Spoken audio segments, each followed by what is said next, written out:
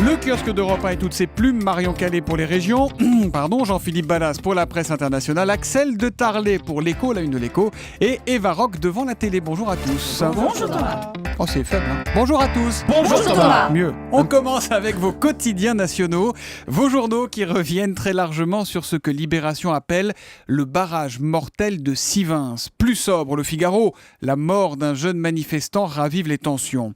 Les Échos nous annoncent la création d'un fichier géant contre les prestations sociales. Dès 2016, les fichiers sociaux et fiscaux seront systématiquement recoupés.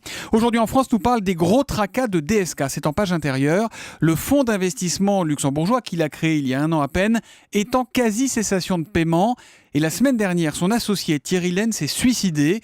Selon certaines rumeurs, écrit le journal, il aurait levé des fonds auprès de ressortissants est-européens et notamment russes qu'il n'était pas en mesure de rembourser et il se serait retrouvé ensuite dans une spirale infernale. Et puis écoutez bien, 20 minutes nous fait une révélation étonnante. Les selfies, vous savez Julie, les selfies, on se prend en photo, machin, hein. Oui. Eh bien, ils aggraveraient la prolifération des poux chez les enfants et les ados. Ce qui est assez logique, car quand on fait tête contre tête pour prendre la photo, ça fait une jolie passerelle pour ces jolies petites bébêtes. Donc il faut, on évite les selfies. Logique, mais inattendu quand même comme phénomène. Mais inattendu. À la une des régions, Marion Calais, quelles sont dans la presse régionale les unes les plus marquantes ce matin ? Ça ne rigole plus. Titre Midi Libre ce matin, photo inquiétante d'un clown sanguinolent à l'appui. Un Montpelliérain a été condamné hier à 4 mois de prison pour agression après s'être déguisé en clown. Et ces rumeurs, ces affaires de clowns monstrueux, on en parlera à 6h45 dans Europe 1 vous répond tout à l'heure. La réforme territoriale aussi à la une ce matin, notamment dans la Nouvelle République, alors que le Sénat étudie dès aujourd'hui une carte à 15 régions quand celle de l'Assemblée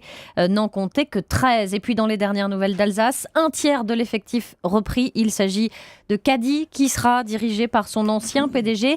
Il ne garde que 128 salariés sur les 383 actuels. L'histoire qui vous a le plus intéressé ce matin se trouve dans l'Ardennais. C'est une histoire d'eau, ou plus précisément de facture d'eau, Marion. Oui, nous sommes en juin 2012. Maryse, 47 ans, qui vient de s'installer dans son logement à Revin, ouvre son courrier et là, elle découvre une facture de 57 000 €.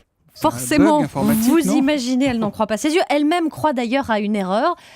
Parce que ce qu'on lui dit, c'est qu'elle a consommé plus de 14 000 mètres cubes d'eau en 6 mois, l'équivalent de 5 piscines olympiques quand même. Alors forcément, évidemment, elle pense à une erreur, mais en discutant avec ses voisins, très vite, elle découvre qu'en fait, on entend dans les égouts autour du logement de l'eau qui coule en permanence. Et quand les ouvriers arrivent, ils découvrent, raconte Maryse dans l'Ardennais, un geyser, une fuite très importante juste après le compteur de Maryse, ce qui fait donc que toute cette eau qui fuit, c'est pour elle. Alors le bailleur social lui obtient un dégrèvement de 20 000 €, une prise en charge du restant de la facture. Elle n'a qu'à payer sa consommation estimée par Veolia, 480 €, un paiement qui depuis a été échelonné. Et l'Ardennais forcément de conseiller de surveiller bien son compteur et les chiffres pour éviter ce genre de mésaventure. On entend les onomatopées de Jean-Philippe Ballas. Je crois qu'il se demande s'il a bien coupé son robinet avant de partir ce matin. Je vais faire attention à tous les bruits d'eau maintenant chez moi. Mais c'est important, c'est souvent de bons indices. Précisément, Jean-Philippe, la presse internationale avec vous. Ce matin, on va en Hongrie. Là-bas, le gouvernement veut taxer Internet. Dès qu'on parle de taxes, je vois le regard d'Axel de Tarlet qui s'allume. Je me dis qu'il n'y a pas qu'en France qu'on a de bonnes idées de taxes. Alors, taxer Internet, il faut bien savoir que ce serait une première mondiale et c'est un projet évidemment qui provoque la colère des Hongrois. Internet libre, je ne sais pas le dire en hongrois, mais c'est ce qu'ils ont crié en tout cas l'autre soir. Plus de 10 000 personnes rassemblées dans les rues de Budapest. On en parle notamment dans les colonnes du Hungarian Daily News avec pas mal de photos, des images assez inédite, assez réussie. Vous savez, une foule qui brandit des milliers de téléphones portables avec une mer comme ça d'écran bleuté à perte de vue. C'est un effet assez réussi. Cette manifestation, d'ailleurs, c'est très vite mise en place grâce à Internet, grâce aux réseaux sociaux, à Facebook. Il y a eu notamment une pétition qui a vite rassemblé plus de 200 000 signatures. Mais Jean-Philippe, pourquoi est-ce que le gouvernement hongrois a eu cette idée de taxer Internet ? Non, parce que le gouvernement français va avoir la même idée bientôt. Mais alors, on sent l'inquiétude d'Axel de Tarlet. À votre avis, c'est pour faire rentrer de l'argent, tout simplement ? Mais pourquoi Internet ? C'est ridicule. Alors du budget. Faut savoir quand même que la Hongrie, c'est l'un des pays les plus endettés de l'Union européenne. Donc il n'y a pas de petites économies, il n'y a pas de petits profits. Le tarif, c'est 50 centimes par gigaoctet transféré. Ça pourrait rapporter, pour faire simple, 65 millions d'euros. Chaque fois qu'on télécharge, donc on utilise des gigaoctets, ça, ou des octets ? On donne un petit peu au gouvernement hongrois. Alors ça provoque, je vous le disais, la colère de toute la population. Les opposants y voient un moyen assez astucieux pour le gouvernement de contrôler un petit peu les critiques. On s'inquiète aussi pour les régions les plus reculées. Là, on n'aura plus accès aux droits, accès à l'éducation. Bruxelles a déjà fait entendre sa voix. Pour la commissaire qui est chargée des nouvelles technologies, cette taxe est tout simplement une honte pour le gouvernement hongrois. Donc, nouvelle manifestation prévue ce soir.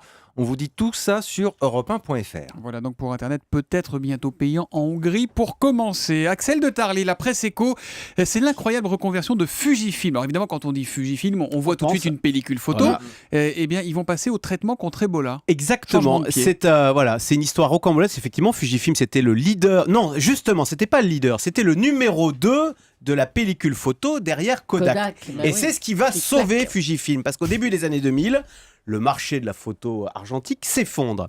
Et là, vous allez avoir deux réactions. Kodak, sûr de lui, arrogant, numéro 1, jamais au 21e siècle, il y aura encore des photos argentiques, etc. Kodak qui en est mort. Alors qu'il en est mort, faillite en 2012, effectivement, Kodak. Fujifilm, vous savez, c'est le petit, c'est le numéro 2, il est plus humble, il est toujours à l'affût de nouvelles opportunités. Il voit quand même que les argentiques, ça se voit de moins en moins. Il se dit, bon, il faut que je fasse autre chose. Alors, il fait quoi? Il fait des photos. Et il se trouve qu'ils avaient une petite division qui faisait des photos sur le corps humain, de l'imagerie, enfin, vous savez, pour les radiologues, voilà. Ouais. Et ils se disent, ah mais tiens, la santé, au Japon, il y a un vieillissement, et si on se développait dans ce secteur de l'imagerie médicale, etc. Et donc, ils vont se développer comme ça dans la santé et les équipements médicaux, et c'est comme ça qu'ils viennent de nous annoncer aujourd'hui, donc ils ont complètement arrêté les films, et donc on apprend que Fujifilm sort un traitement contre Ebola. Alors voilà. C'est très audacieux, mais vous avez d'autres exemples comme celui-là de reconversion réussie, ou alors de leaders qui ont trébuché et disparu? Alors c'est vrai que Kodak, c'est spectaculaire. Vous avez Nokia quand même. Nokia, il y a 10 ans, un téléphone sur 3 dans le monde, c'était un Nokia. Ils existent encore ou pas, Nokia? Non, ils ont été vendus à Microsoft, la marque a disparu. Enfin, la marque vient de disparaître. C'est un carnage. Et tout ça parce qu'ils étaient comme Kodak, ils étaient arrogants, c'était eux qui avaient inventé le portable, etc. C'est l'histoire du patron d'Intel qui dit « Seuls les paranoïaques survivent, il faut tous les matins se réveiller en se disant « Je vais être attaqué, comment me défendre ?» C'est l'histoire de Fujifilm. Et voilà, Fujifilm qui passe donc à la santé, la télé avec Eva Rock. Alors Eva, un jour une histoire, c'est à 20h50 sur France 2 et c'est consacré ce soir à Simone Veil. Et oui, elle est montée au perchoir dans sa robe bleue, je ne sais pas si vous vous souvenez, et entamé ce qui restera comme un des grands discours politiques du XXe siècle. Nous sommes le 26 novembre 1974. Simone Veil présente son projet de loi sur l'interruption volontaire de grossesse. Je voudrais tout d'abord vous faire partager une conviction de femme. Je m'excuse de le faire devant cette assemblée presque exclusivement composée d'hommes. Aucune femme ne recourt de gaieté de cœur à l'avortement. Il suffit d'écouter les femmes. C'est toujours un drame, cela restera toujours un drame. Alors vous vous souvenez, là on entend les applaudissements, sauf que quelques temps après, dans les rangs de l'Assemblée, c'était plutôt des insultes qu'on entendait, notamment le député Jean-Marie Daillet qui a osé parler de four crématoire.